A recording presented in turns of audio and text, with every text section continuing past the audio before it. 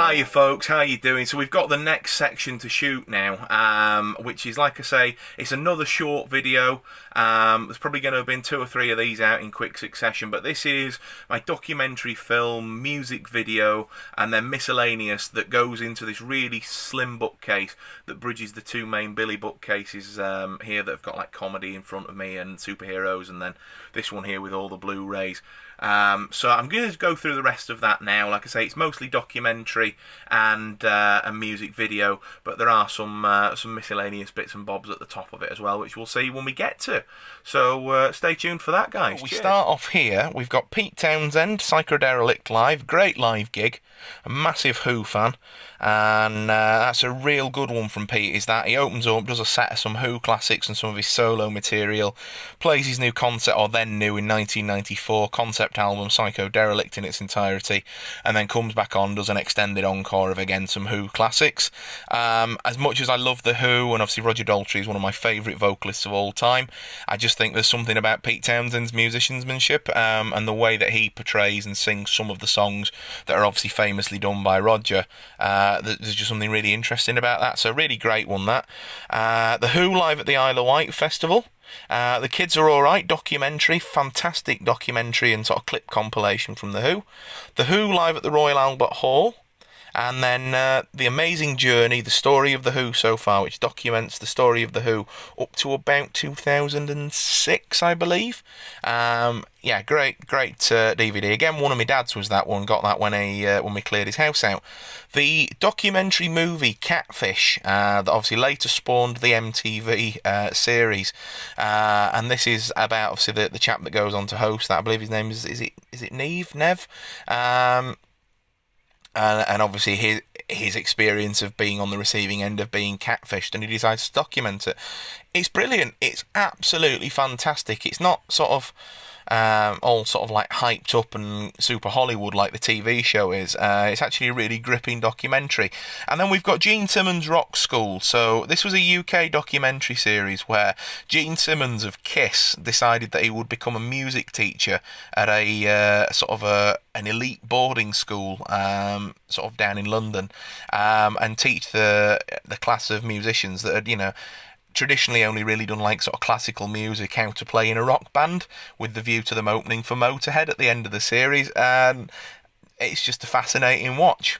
They did a second series where he went to a just sort of like a public school, as it were, and yeah, it wasn't as good. But that's not this particular series, but the second series, I believe, is what spawned the rapper Little Chris's career. Let's move up to the next shelf. Bee Gees, One for All tour. So that is a fantastic live DVD.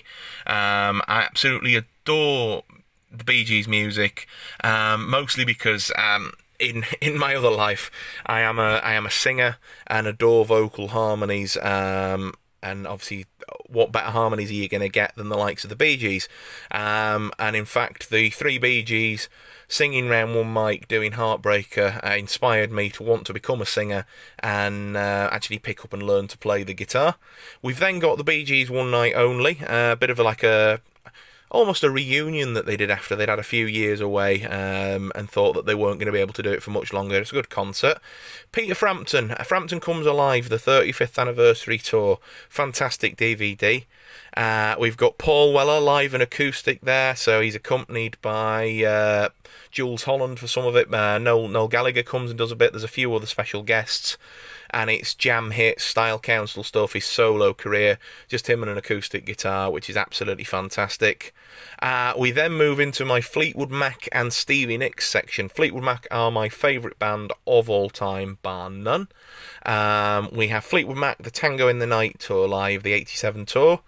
Fleetwood Mac, The Dance, which is the famous 1997 reunion of the classic Rumours lineup after Lindsey Buckingham famously departed the group 10 years previous.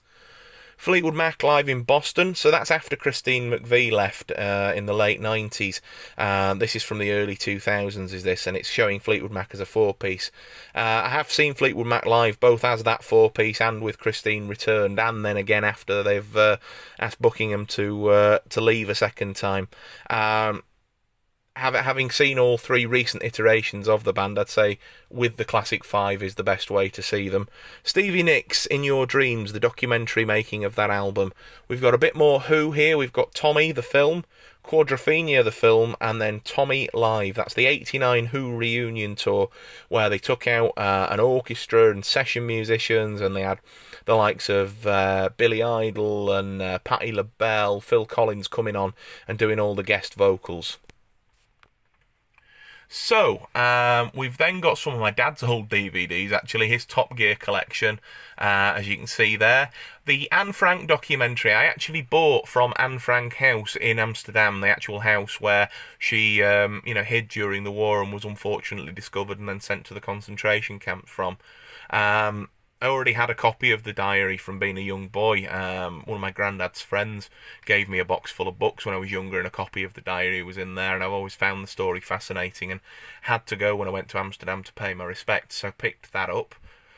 We've got the Eagles' Hell Freezes Over, a fantastic reunion concert from probably my second favourite band.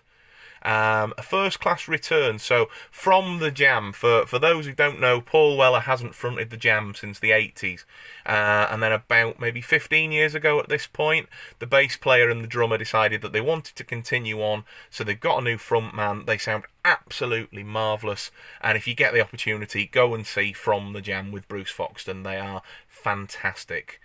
One of the best documentaries I have ever seen about a musician. Now, I knew nothing about this guy until, for those who've been on YouTube a while might remember, there was a chap who used to grace our movie community called James Merchant, and he did a review of this film, Searching for Sugar Man, and just his 2-second review in a DVD and Blu-ray update hooked me to the point where I jumped onto Amazon, ordered that, and was absolutely blown away by it. It is the story of two South African men who absolutely love the music of Rodriguez, the Sugar Man, and go on a journey to hunt him down and basically talk about his music. And if I say anything more than that, I'm giving away the whole story. But really, fantastic documentary. Give it a watch. A documentary on the Zodiac Killer, James Cameron's Ghost of the Abyss, and then the fantastic Free Solo. So here's where things start to get into that miscellaneous category. Really, these should be in action and adventure, but they've always been on this shelf since we moved in, and I just thought, well, they're going to stay there when I organised the DVD. So we've got Jurassic Shark, the worst film I have ever seen, bar none. If ever you want to watch a bad movie and just see how bad a movie can be, go and give that a watch. The Jurassic Park trilogy, 1, 2 and 3. Jurassic World and Jurassic World Fallen Kingdom, which I thought was an absolute missed opportunity. Mission Impossible 1 through 6. Love the first 2, not bothered for 3, and then love this latest sort of trilogy that they've done. And then we've got some of my DVD Robert Rodriguez and Quentin Tarantino movies. So we've got Desperado, Once Upon a Time in Mexico, Machete and Machete Kills. And then in the Tarantino side of things, we've got Pulp Fiction, we've got Jackie Brown, Kill Bill Volume 1 and 2, Inglourious, Django Unchained, and then his most recent effort, Once Upon a Time in Hollywood. I have got everything else that Tarantino's done, but it's somewhere down here in the Blu-rays, I believe. Let's have a look. They're in there somewhere. But yeah, so that is this slim shelf done. Whilst we're talking about miscellaneous, I'll show you what's up here as well. So we've got the James Bond DVD collection, Dr. No, From Russia with Love, Goldfinger, Thunderball, You Only Live Twice, On Her Majesty's Secret Service, Diamonds Are Forever, Live and Let Die, The Man with the Golden Gun, Spy Who Loved Me, Moonraker, For Your Eyes Only, Octopussy, A View to a Kill, The Living Daylights, License to Kill, GoldenEye, Tomorrow Never Dies, The World Is Not Enough, Die Another Day, Casino Royale, Blinding Stuff, Quantum of Solace, love it as well, the unofficial Never Say Never Again, and the official documentary Everything or Nothing, the story of James Bond. My James Bond collection continues up here. I have got the Bond 50 box set with all of the films up to Skyfall in it, but I've been watching them recently in what was supposed to be the run-up to No Time to Die. So they're downstairs with the TV, but I've got all my Bond books there. I've got Sean Connery pop figure there. I've got my dad's copies of GoldenEye, Tomorrow Never Dies, Casino Royale. I've got Fleming, the man who would be Bond. That is the 1954 Barry Nelson black and white American Casino Royale, taped off of, well, DVD recorded off of Sky Movies from about 10 years ago. It's never been officially released, and needed to have it in the collection. So when that came on the TV, I recorded that and just printed a little spine for it. That is probably the only thing that you'd consider a bootleg in this entire collection, to be right honest. The 67 spoof Casino Royale, what a load of utter tosh that is. I think that's Dad's copy of Die Another Day. My first ever Blu-ray, Casino Royale there. It came with the PlayStation 3 that I got. You Only Live Twice, the Spectre edition case.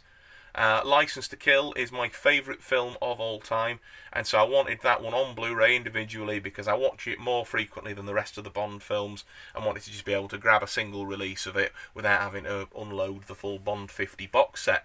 Never Say Never Again on Blu-ray, that's out of print now and quite hard to get a hold of. The same with the next one, which is the Casino Royale 67. I picked it up when I realised it was going out of print. The first release of Bond on Blu-ray, which has got a selection of them in there, I think like Dr. No, From Russia With Love, Die Another Day might be in there, For Your Eyes Only, Live and Let Die, that sort of thing. The deluxe edition of Casino Royale, the initial Quantum of Solace Blu-ray release, and then the initial Blu-ray releases of Skyfall and Spectre. And then that is my VHS collector's edition of Tomorrow Never Dies. My VHSs of Die Another Day in the World Is Not Enough are up there, and I have the VHSs of Dr. No through GoldenEye in the old VHS box set in storage. I don't really have anywhere to store that just at this moment in time. So there's a few other Bond collectibles up there, some Bond playing cards. We went to the Bond Museum that used to be up in Keswick, and they were selling Yorkie chocolate bars with gold wrappers around them, cardboard wrappers, to say that they'd come from Goldfinger's shop. So that's the cardboard wrapper there. That is my dad's old sort of like cap gun, I think it's called, you know, where you put the thing in, it doesn't shoot anything but it makes the noise, and that was released in what am I trying to say? It was released alongside GoldenEye, so that's from 1995. I've got the CD singles there for Adele's Skyfall and Sam Smith's Writing on the Wall. I will be picking up Billie Eilish's vinyl single of No Time to Die when that comes out, and then, like I say, just various and sundry bits and bobs that I believe. Let's have a look. No, so I've just got the Lotus Esprit up there. Somewhere I do have the Sunbeam Alpine model from Dr. No as well. Dad actually used to have one of those cars, which was great fun to go around in when we were kids. Well, there you are, folks. A little bit of a treat for you on the end showing the James Bond stuff. I was going to do it in its own video, but I thought, well, I'm here, I'm filming it, and it's there. I might as well show you it. So, like I say, that has been the miscellaneous stuff, the documentaries and the music films, and then the James Bond collection as well. James Bond is by far my favourite film franchise of all time. If you've liked this video and you like videos about collecting physical media, touring DVD and Blu-ray collections, film reviews, unboxings, that sort of thing, consider subscribing to the channel, ringing the notification bell so you know when I post a video.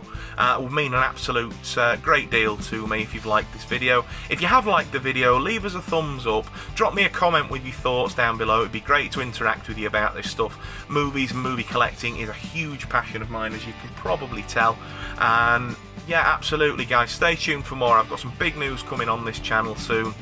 Really looking forward to sharing it all with you. Take very good care of yourselves, and I'll see you for the next one. Cheers, guys. Bye.